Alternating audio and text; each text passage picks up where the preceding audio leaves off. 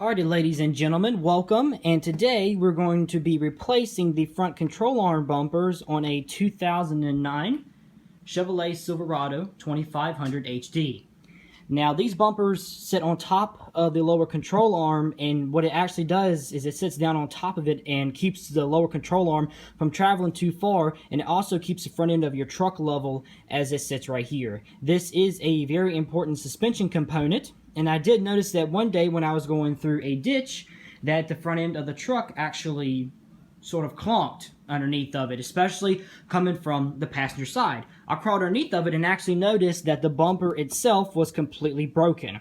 I wondered exactly how important this component was, so I got online, did a little bit of research, and found out that this actually pretty important. So we're going to replace these today, and I do recommend crawling underneath of your Chevrolet truck and looking at it just to make sure that you have these as well. I do know that they fit a 2001 to a 2010 heavy-duty model truck.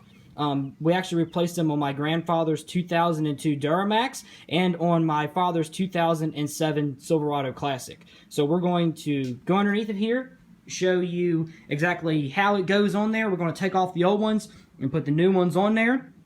And the tools needed to do so are actually very simple. So we have a jack here, a jack stand, and then just a set of sockets. So we're going to jack one side up at a time, slide the jack stand underneath for safety reasons, and then we're going to turn the tires and then just use the socket set itself to pop it off. It should be a very quick job, and we'll get started.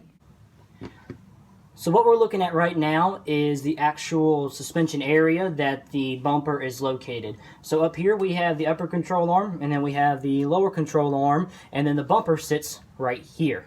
So we're actually going to take it off right now. All you will need is a 15mm socket and a pretty long extension with a ratchet, because it's easiest to drop down here in behind.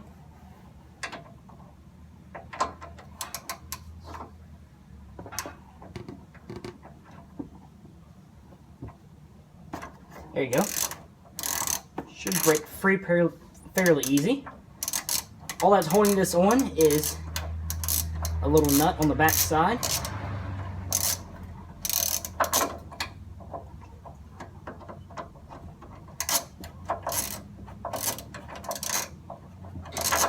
There it comes.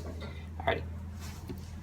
So, as you can see, the bumper is, well, essentially gone. So it's broken clear in half. And this is what it is supposed to look like.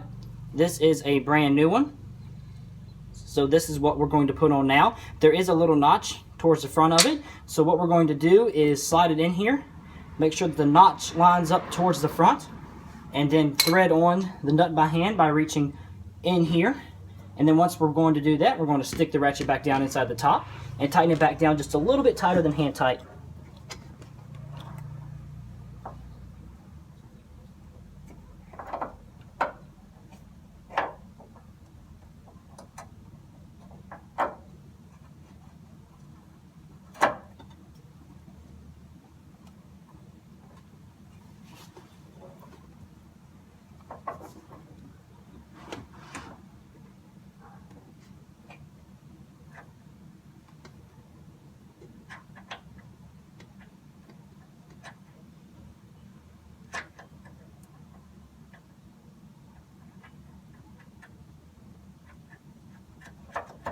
Alright, now that I got it started by hand,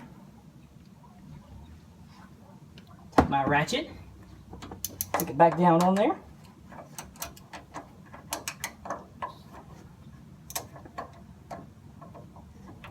Turn it the right way.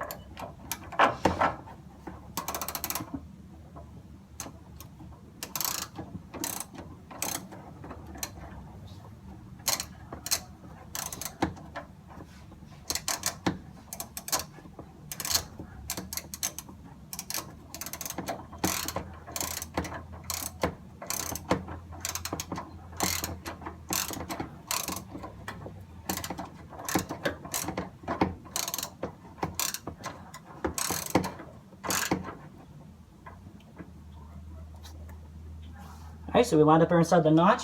And now since we got a little bit tighter than hand tight, what we're going to do is we're going to push it just a little bit farther, right there. We don't want to snap off the stud. holds it onto the back. There you go. I do know on lifted trucks, it's, my dad's truck, the 2007, has a leveling kit on it, and he can clear 33s. I do know that he didn't requiring jacking up the front end of his. This one right here actually does, because these bumpers sit down on top of the lower control arm. Therefore, you can't fit the new one in. I could pull the old one out since it was broken, but in order to get this one in, you actually have to jack it up. That way, it will be able to move around, and then you can set it back down on there. So now we're going to put it onto the other side, and then after done with that, we'll do a finish up.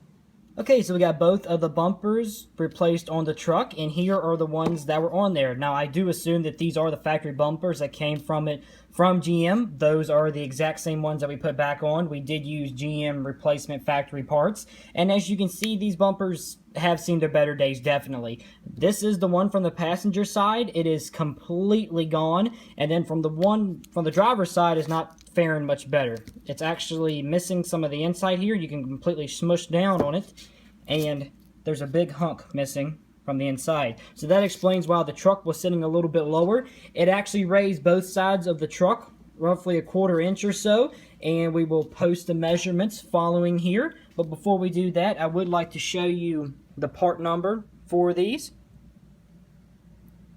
just in case you need to write it down. You can pause the video. Alrighty, the next pictures coming up will be of the final measurements. Thank you very much for viewing. Please like and subscribe for more videos just like it.